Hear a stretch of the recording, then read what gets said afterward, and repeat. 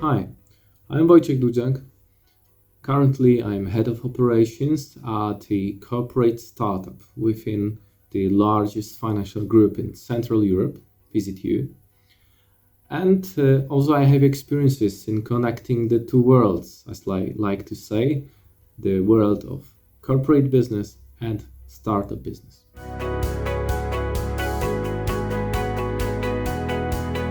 I think the answer is obvious for many reasons. Yes. But let's look closer. If you have a B2B or B2B2C business, you just need corporations. You need corporate partners because they're your clients or main customers. The answer is more sophisticated, I would say, if you have another kind of a business. But nevertheless, you have opportunity to work with corporation to grow your business, to grow your customer value to your customers, or just to learn from corporate managers, corporate experts. So again, is it worth? Yes, it is.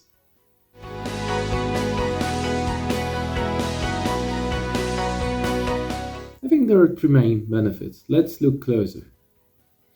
First thing is learning. You can learn how to run a business. You can learn how to grow within the specific industry. Even corporation is a different kind of managing, different kind of making business. You still can learn how to be professional in what you do. The second benefit is all about making your business by selling your products, services, and by implementing your solutions within the corporate partner. The corporate may be your first client, or even if it's not, you can still test your products or services, even with corporate employees, and gain feedback. The third thing is about investment. You can gain a financing for your startups from the corporate. The CVC, corporate venture capitals, are becoming more and more active. In recent years, the investments from corporates to startups tripled.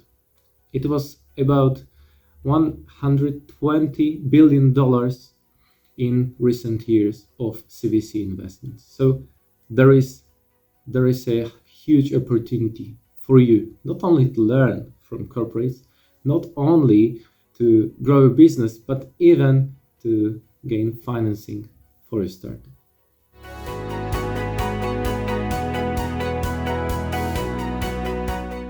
From my experiences with working with startups as a corporate partner, there are 5 phases.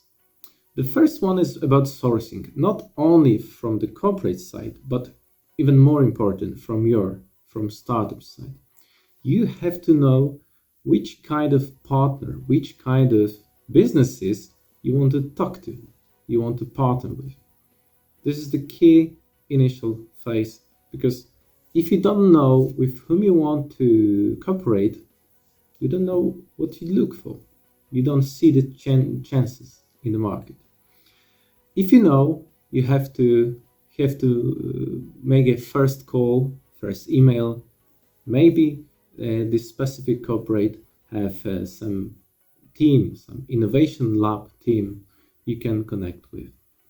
The second thing is about the analysis, and it is analysis from your side and from corporate side. The main thing you need to achieve at this stage is to show a product and understand, which is even more important, understand what are goals, what are needs of this corporation.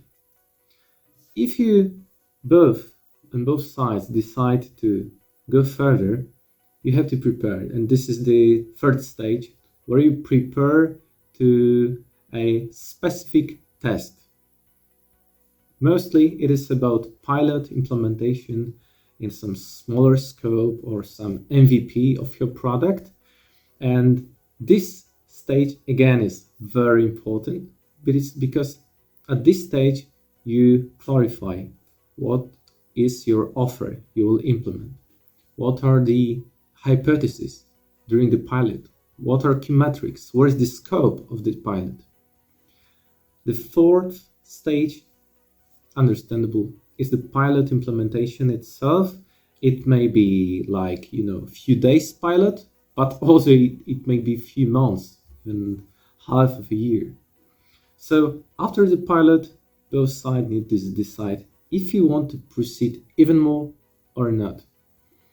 If you do, you sit at the table and you talk about the contract and you talk about the full implementation. And this is the last stage. The full implementation is the last stage of the process.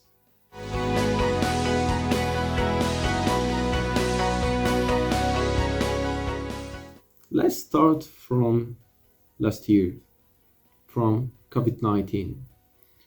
You may know the vaccination Pfizer from the corporate big pharma corporation.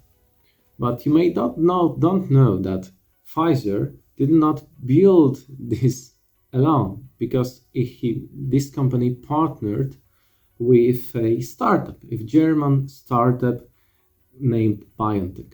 So BioNTech and Pfizer built together the first mRNA vaccination to COVID-19.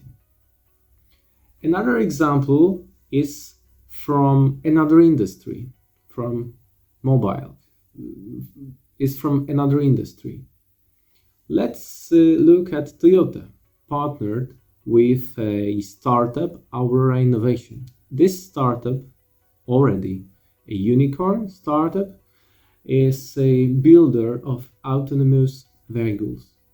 And these vehicles have to be built together with Toyota, and they have to be robo-taxis, allowing to use the taxis, which is entirely autonomous.